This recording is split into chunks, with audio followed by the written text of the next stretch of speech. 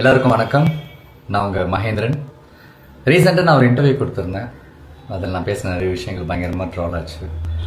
Instagram, ட்விட்டர்லேருந்து இன்னைக்கு காலைல யூடியூப்லலாம் பார்க்கும்போது எனக்கு ரொம்ப ஷாக்கிங்காக இருந்துச்சு.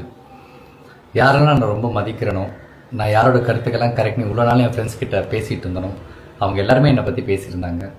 அவங்க ஒரு செகண்ட் நினச்சிருந்தா மகேந்திரன் இதை சொல்ல வரல, இதை தான் சொல்ல வந்திருந்தாரு அவங்க சொல்லியிருக்கலாம். பட் அவங்க சொல்லலை. It's okay. இது நான் தானே பேசினேன் சார், சின்ன கிளாரிஃபிகேஷன் வீடியோ கொடுத்துடலாம். அண்ட் என்னோட மக்களுக்கு நான் என்ன சொல்ல வந்தேன்றதை கரெக்டாக சொல்லிடலாம் அப்படின்றதுக்காக தான்.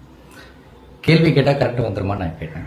நான் யாரை பார்த்து கேட்டேன் அப்படின்னா, மின்சாரத்தை வச்சு அரசியல் பண்ணுவாங்கல்ல, மக்களுடைய ஃபீலிங்ஸை வச்சு அரசியல் பண்ணுறவங்க, அண்ட் கடைசி வரைக்கும் கேள்வியை மட்டுமே கேட்டுட்டு இருப்பாங்கள்ல, அவங்கள தான் நான் கேட்டேன். அது வெகு சில பேர் இருப்பாங்க, அவங்கள தான் கேட்டேன். நீங்கள் கேள்வி கேட்டால் கரெக்ட் வந்துருமான்ட்டு. அதுக்கப்புறம் 6 மாதம் டைம் கொடுங்க, நீங்கள் கேள்வியே கேட்காதீங்கன்னு நான் ஏன் சொன்னேன் அப்படின்னா, அண்ணா ஆட்சிக்கு வரும்போது எனக்கு ஒரு 6 மாதம் கால அவகாசம் கொடுங்க, நான் கண்டிப்பாக எல்லாத்தையும் கரெக்டாக செட் பண்ணி உங்களுக்கு ஒரு நல்ல ஆட்சியை நான் கொடுப்பேன் அப்படின்னு அவர் சொன்னார். அவர் மேலே இருக்கிற நம்பிக்கையில், அன்பில், ஸோ அவரே கேட்டிருக்காரு, நம்மளும் கேட்போன்ற ஒரே சென்ஸில் தான் நான் சொன்னேன். அவர் 6 மாதம் டைம் கொடுங்க, கேள்வி மட்டுமே கேட்காதீங்கன்ட்டு. அதுவும் வெகு சில பேர், பொதுமக்கள் கிடையாது. அண்ட் அப்புறம் இந்த சோலார் சிஸ்டம்லாம் சொன்னேன். எஸ், அது என்னுடைய தப்பு தான், அது என்னோடய வார்த்தை பிழை தான். நான் ஒன்றும் பயங்கரமான ஸ்டூடெண்ட்லாம் கிடையாது. நான் ரொம்ப கஷ்டப்பட்டு 10th முடிச்சுட்டு அப்புறம் 12th போய் 11th 12th ஐயோப்பா படிக்க முடியாமல் நடுவிலே ஓடி வந்துட்டேன். ஸோ ரொம்ப சாதாரண ஒரு ஆவரேஜ் ஸ்டூடெண்ட் தான். ஸோ அதனால் நான் தப்பாக சொன்னேன். அதை நான் வந்து சோலார் எனர்ஜின்னு சொல்லியிருக்கலாம், சோலார் பவர்னு சொல்லியிருக்கலாம், சோலார் பேனல்னு சொல்லியிருக்கலாம், இந்த மாதிரி நிறைய விஷயம் சொல்லியிருக்கலாம். அங்கே நான் சரியாக என்னால் சொல்ல முடியல. நான் என்ன சொல்ல வந்தேன்றதை இப்போ நான் சொல்கிறேன். 2015 கொச்சி இன்டர்நேஷ்னல் ஏர்போர்ட், நம்ம கேரளாவில் ஒரு ஏர்போர்ட் இருக்குது.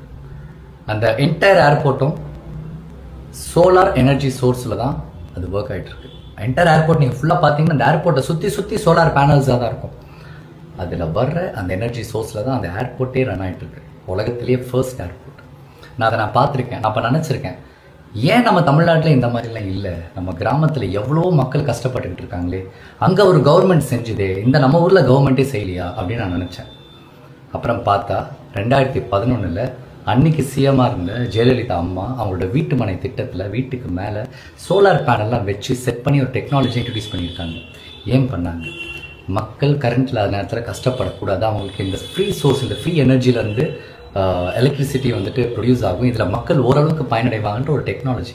அன்றைக்கி நம்ம அதை ஃபாலோ பண்ணியிருந்தால் இன்றைக்கி இந்த 2026 நம்ம டெக்னாலஜி நல்லாவே நம்ம அதை புரிஞ்சிருப்போம். அதெல்லாம் நம்ம மிஸ் பண்ணிட்டோம்.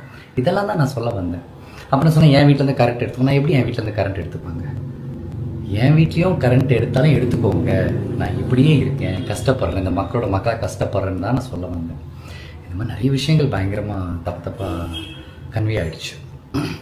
அதுக்கப்புறம் சொன்னாங்க, மகேந்திரனுக்கு பயங்கர திமிருங்க, அவன் வந்து சின்ன வயசுலேருந்தே பயங்கர திமிரு, ஒரு டேரக்டர் மாதிரி கால் மேலே கால் போட்டு என்ன சீன் இப்பெல்லாம் கேட்டான். அப்படிப்பட்ட ஒரு சம்பவம் நடக்கவே இல்லை. என்னை பற்றி பேசினான்னா நான் ஃபோன் பண்ணி கேட்டேன், என்னன்னா என் பேரெல்லாம் சொல்லிடுறீங்க, எப்போ நான் நடந்துச்சு அப்படின்ட்டு. அப்போ சொன்னேன், இல்லை மகேந்திரா, உன்னை எனக்கு சின்ன வயசுலேருந்தே தெரியும், நான் சும்மா இதை விளையாட்டுத்தனமாக பேசி சும்மா ஒரு ஃபன்னுக்கு அப்படி பேசிட்டேன் அப்படின்னு. சரி, நான் பரவாயில்ல, நான் விட்டுட்டு 2 வருஷம் ஆச்சு. இன்றைக்கி நீங்கள் அதையும் கிளறிட்டு இருக்கீங்க. மகேந்திரன் திமிரு, ஆட்டிடியூட், அவன் யாருமே மதிக்க மாட்டான். அண்ட் இன்னொரு அலிகேஷன் இருக்குது, இந்த கஷ்டத்தெல்லாம் பார்த்து மகேந்திரன் மக்களோட கஷ்டத்தை பார்த்து சிரிக்கிறேன், ஏராளமாக பேசுகிறான்ட்டு. ப்ளீஸ் எனக்கு அந்த மாதிரி பட்டத்தெல்லாம் கொடுத்துறாதீங்க. இன்றைக்கி நான் ஒரு வேளை சோறு சாப்பிட்றேன், அதுக்கு காரணமே இந்த மக்கள் தான். இவ்வளோ முக்கியமான இந்த மக்களை நான் எப்படிலாம் இருப்பேன்? என் கூட வேலை பார்த்தவங்க, என் கூட பழகினவங்களுக்கு தெரியும் நான் இந்த மக்களை எவ்வளோ விரும்புகிறேன், அவங்களை எவ்வளோ நேசிக்கிறேன் அப்படின்ட்டு. எனக்கு தயவு செஞ்சு இந்த மாதிரி தப்பான பேர்லாம் கொடுத்துறாதீங்க. இப்போ நான் சரியாக நடிக்கலை அப்படின்னா, என் படம் நல்லா இல்லை நீங்கள் சொல்லுங்கள், மகேந்திரன் சரியாக நடிக்கலை, நீங்கள் ஒன்றுமே இல்லைன்னு சொல்லுங்கள், நான் கரெக்ட் பண்ணிக்கிறேன்.